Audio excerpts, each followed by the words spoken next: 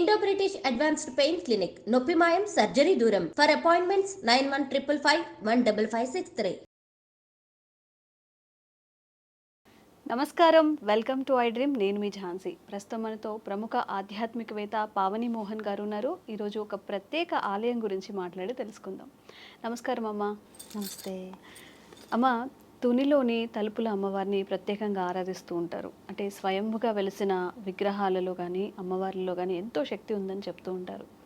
అసలు ఈ తలుపులమ్మ ఎవరు, ఎలా కరుణిస్తుంది? భక్తులు అక్కడికి వెళ్ళి చాలా మొక్కులు మొక్కుతూ ఉంటారు. అక్కడ పూజా విధానాలు, విధి విధానాలు మాకు తెలియజేయండి. తప్పకుండా. తూర్పుగోదావరి జిల్లా తుని అనే మండలంలో పక్కనే లోయ అనే ఒక ప్రాంతం ఉండేదట. కొండలలో లోయ అనేది. అయితే ఆ లోయ అనే వాడుకల్లా లోవా అని అలా వచ్చేసింది. అలాగే అమ్మవారు అక్కడ సాక్షాత్తు వెలిసారు కాబట్టి తలుపులమ్మ తల్లి, తలుపులమ్మ లోవా అనే పేరు వచ్చింది. తలుపులమ్మ పేరు ఎందుకు వచ్చింది అంటే, మనం తలుచుకోగానే, తలంపు అంటే తలుచుకోవడం, అమ్మవారిని తలుచుకోగానే మన కోరికలు తీర్చే అమ్మవారు, అందుకని తలుపులమ్మ లోవా అనే పేరు వచ్చింది. ఆవిడ రాత్రిపూట సంచరిస్తూ ఉంటారట అక్కడ పైన కొండ మీద. కథనం ఎలా వచ్చింది అంటే, పూర్వం పర్వత రూపుడైన మేరువు పెరుగుతూ ఉండేవాడట. పెరుగుతూ ఉండడం వల్ల అలా పెరుగుతూ కొంచెం కొంచెంగా పెరుగుతూ ఉండడం వల్ల సూర్య భగవానుడికి రథానికి అడ్డం వచ్చే అంతగా పెరుగుతూ ఉన్నాడట. అలా పెరుగుతూ ఉండడం వల్ల మన సృష్టికే అనర్థం. అవును, మొత్తం లోకాలన్నీ కూడా అల్లకల్లోలా ఇలా అయిపోతాయి. ఆయనకి చెప్తుంటే ఆయనకి అర్థం కాలేదు, అలా పెరుగుతూనే ఉన్నారు. ఇంకెలా కాదు అని చెప్పి దేవతలు, మునులు, ఋషులు అందరూ కూడా అగస్త్య మహాముని దగ్గరికి వెళ్ళారు. వెళ్ళి ఆయన దగ్గరికి ఎందుకు వెళ్ళారు అంటే, ఆయన చెబితేనే ఆయన వింటారు మేరువు, ఇంకెవరు చెప్పినా వినట్లేదు. అగస్త్య మహాముని దగ్గరికి వెళ్ళారు. వెళితే ఆయనకి చెప్పుకున్నారు, ఇలా మేరు ఇలా పెరిగిపోతున్నారు, అలా పెరిగిపోవడం వల్ల సృష్టికే అనర్థం, సూర్యుడు చక్రానికి, రథచక్రానికి అడ్డం వస్తున్నాడు ఆయన అని చెప్పారట. చెప్తే సరే అని చెప్పి అగస్త్య మహాముని సరాసరి మేరు దగ్గరికి వెళ్ళారు. వెళ్ళగానే మేరువు శిరస్సు వంచి నమస్కరించాడట. నేను ఇలా దక్షిణాది వైపుగా నేను యాత్రకు వెళ్తున్నాను, యాత్రకి తిరిగి వెళ్ళి వచ్చే వరకు కూడా నువ్వు ఇలాగే శిరస్సు వంచి నమస్కరిస్తూ ఉండాలి నాకు అని చెప్పి అన్నారట. సరే కదా అని చెప్పి ఆయన గురువు చెప్పగానే ఆజ్ఞ పాటించారు. ఆయన పాటించి అలాగే శిరస్సు వంచి ఉన్నారు. ఈలోగే ఈయన బయలుదేరారు యాత్రకి. బయలుదేరగా అలా వెళ్తూ ఉండగా లోవా దగ్గరికి వచ్చేటప్పటికి, లోయ ఈ ప్రాంతం దగ్గరికి వచ్చేటప్పటికి సంధ్యావందనం చేసుకునే సమయం అయ్యిందట. అయ్యేటప్పటికి నీళ్ల కోసం వెతుక్కుంటున్నారట. అక్కడెక్కడా కూడా నీటి చుక్క లేదట. నీటి చుక్క లేకపోతే అమ్మవారిని ప్రార్థించారట. ప్రార్థిస్తే అమ్మవారు పాతాళ గంగని సృష్టించిందట. అమ్మవారు పాతాళ గంగని పంపించిందట. పంపిస్తే అప్పుడు నీళ్లు తీసుకుని ఈయన సంధ్యావందనం కానిచ్చుకున్నారు. ఆ రోజు అమావాస్యట. అమావాస్య అవ్వడం వల్ల త్వరగా చీకటి పడిపోయి కొంచెం ఈయనకి అలసటగా అనిపించి కొంచెంసేపు విశ్రాంతి తీసుకుంటున్నారట. తీసుకుంటుంటే కలలో ఇలాగా అమ్మవారు కనిపించి, నేను ఇక్కడ సంచరిస్తున్నాను అని చెప్పిందట.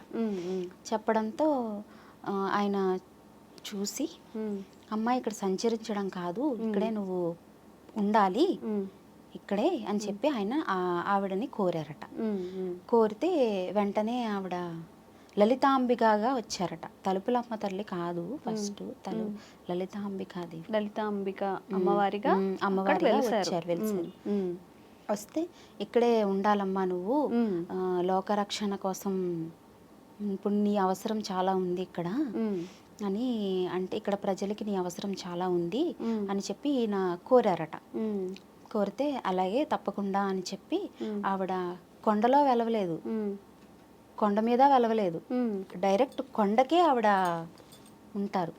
కొండకే ఆవిడ వెలిసారు. అమ్మవారు కొండకే ఉంటారు. ఆ అమ్మవారికి పూజలు అన్నీ జరుగుతూ ఉంటాయి. లలితాంబికగా వచ్చినా కూడా అక్కడ ప్రజలందరూ కూడా గ్రామ దేవతగా పూజిస్తారు అవన్నీ. అందుకే అమ్మవారు ఎదురుకుండా పోతురాజులు కూడా ఉంటారు. తమ్ముడు, ఆయన తమ్ముడైన పోతురాజు కూడా ఉంటారు అక్కడ. మరి లలితాంబిక అమ్మవారిగా వెలిసిన అమ్మవారు తలుపులమ్మ ఎలా అయ్యారు? అంటే కొండల్లో వెలిసారు కదా, గ్రామ దేవతగా వీళ్ళు పూజించుకుంటున్నారు. ఓకే. అలాగే అమావాస్య రోజు ఆవిడ వెలిసారు కాబట్టి అమావాస్య రోజు చాలా విశేషంగా అక్కడ పూజలు జరుగుతూ ఉంటాయి. ఓకే. స్వాతి నక్షత్రం రోజున కూడా అమ్మవారికి చాలా విశేషంగా పూజలు అవన్నీ కూడా జరుగుతూ ఉంటాయి. స్వయంభూగా వెలిసారు ఆవిడ. అలాగే ఒకసారి యాత్రకని అమ్మవారిని దర్శనానికని వచ్చారు ఒక ఫ్యామిలీ. ఆ ఫ్యామిలీలో వస్తే ఆగమేఘాల కింద దర్శనం చేసేసుకుని దిగిపోయారు. ఆ పాపని, చిన్న పాప ఉంది వాళ్ళకి, ఆ పాపని కొండ మీద వదిలేశారు. అయ్యో. వదిలేస్తే ఎలాగా అని వీళ్ళందరూ కంగారు పడుతున్నారు. కంగారు పడుతుంటే అక్కడ ఉన్న భక్తులందరూ కూడా ఏమీ కంగారు పడద్దు, అమ్మవారు ఉంటుంది అక్కడ, సాయంత్రం అయితే చాలు, రాత్రి అయితే అమ్మవారు సంచరిస్తూ ఉంటారు కాబట్టి మీరేమీ భయపడక్కర్లేదు, అమ్మవారు చూసుకుంటుంది, మీరు ధైర్యంగా ఉండండి, పొద్దున్న వెళ్ళి చూడండి, మీ పాప అక్కడే ఉంటుంది, ఏమీ జరగదు అని చెబుతారట. ఎందుకంటే అడవిలు కదా, అక్కడ సింహాలు, పులులు అటువంటివన్నీ ఉంటాయి, ఏమవుతుంది ఏంటో అని వీళ్ళు కంగారు పడుతున్నారు. కానీ ఏమీ కంగారు పడద్దు, అమ్మవారు ఇక్కడ సంచరిస్తూ ఉంటుంది అని చెప్పారు. అందుకనే ఆ ఆలయం కూడా సాయంత్రం వరకునే, సాయంత్రం అవన్నీ అలౌ చేయరు. ఇప్పటికీ కూడా అంతే.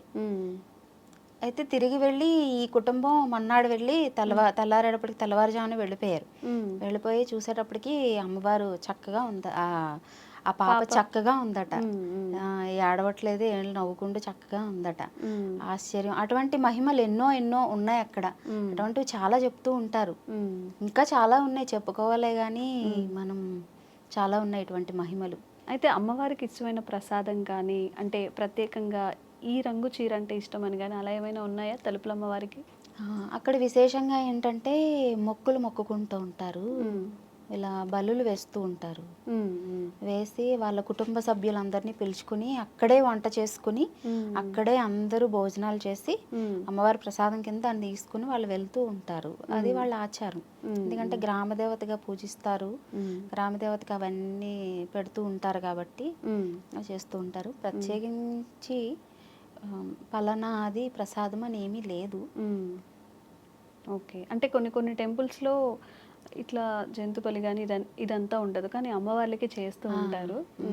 అంటే అక్కడ గ్రామ దేవత కదా ఆవిడ, వాళ్ళు గ్రామ దేవతగా పూజించుకుంటున్నారు కాబట్టి అమ్మవారిని గ్రామాలలో గ్రామ దేవతకి వేసే ఆచారం కొంతమందికి ఉంటుంది కదా, అలా వాళ్ళు జంతు బలి అనేది వేస్తూ ఉంటారు. అలాగే అక్కడ ఏవైనా వాహనం కొనుక్కున్నారు అంటే ఖచ్చితంగా అక్కడ తీసుకొచ్చి అమ్మవారికి పూజ చేయించి, పైగా ఆ నంబర్ ప్లేటు ఆ కొండల మీద రాస్తూ ఉంటారు. అలా రాస్తే బాగుంటుంది అని, జాగ్రత్తగా ఉంచండి అని చెప్పి అని వాళ్ళ నమ్మకాలవి. ఆ బోర్డు నెంబర్ ఉంటుంది కదా, బోర్డు మీద నెంబర్, ఆ నెంబరు గోడల మీద అది రాస్తూ ఉంటారు అక్కడ కొండల మీద. అది ఓకే. అమ్మవారు లారీ డ్రైవర్స్ వాళ్ళు ఉంటారు కదా, వాళ్ళు బాగా పూజిస్తారు. ఎందుకంటే వాళ్ళు రాత్రిపూట ఎక్కువగా తిరుగుతూ ఉంటారు కదా, అమ్మవారు రాత్రిపూట సంచరిస్తూ ఉంటుంది, వాళ్ళని కాపాడుతుంది, వాళ్ళకి ఏ ఆపద రానివ్వదు అని వాళ్ళ నమ్మకం. అందుకే ఏ లారీ వచ్చి వెళ్ళినా కూడా గుడి లోపలికి వెళ్ళాలంటే నైట్ టైం ఎలవ్ లేదు, అదే వెళ్ళనివ్వరు. బయటే ఒక ఆర్చ్ ఉంటుంది, ఆర్చ్ దగ్గర అమ్మవారు కొబ్బరికాయ కొట్టేసి ఆవిడ దర్శనం చేసుకుని వెళతారు. ఆవిడ అనుమతి తీసుకుని వెళ్తున్నట్టుగా వెళ్తారనమాట, ఆవిడ మొక్కుకుని. ఈ ప్రకారమే ఇక్కడ తలుపులమ్మ తల్లిగా ఆవిడ వెలిసారు, ఆవిడ సంచరిస్తూ ఉంటారు. అలాగే అక్కడ అగస్త్య మహాముని అక్కడ ఉన్న కొండలలో ఉన్న ఫలాలు తింటూ తేనె తాగుతూ అలా బ్రతికేవారని, ఆ అమ్మవారిని కోరారని, తేనె ఎంత తీయగా ఉంటుందో అలా అక్కడున్న పాతాళ గంగలో నీళ్లు కూడా తీయగా ఉండాలని అమ్మవారిని కోరారని, ఆ జలం ఎక్కడి నుంచి వస్తుందో కూడా తెలియదు, ఎక్కడికి మాయమైపోతుందో కూడా తెలియదు. ఇప్పటికీ పాతాళ గంగ ఉంది, ఇప్పటికీ నీళ్లు వస్తూ ఉంటాయి. ఎవరికైనా ఏదైనా ఒంట్లో అది బాగోపోతే ఆ నీళ్లు పట్టుకుని వెళ్ళి తాగుతారు ఇన్ని రోజులు అని. అక్కడ అది కూడా ఉంది, ఆ ఆచారం కూడా ఉంది. చాలా మంచి విషయాలు చాలా చక్కగా తెలియజేశారమ్మా. ధన్యవాదాలు. నమస్తే.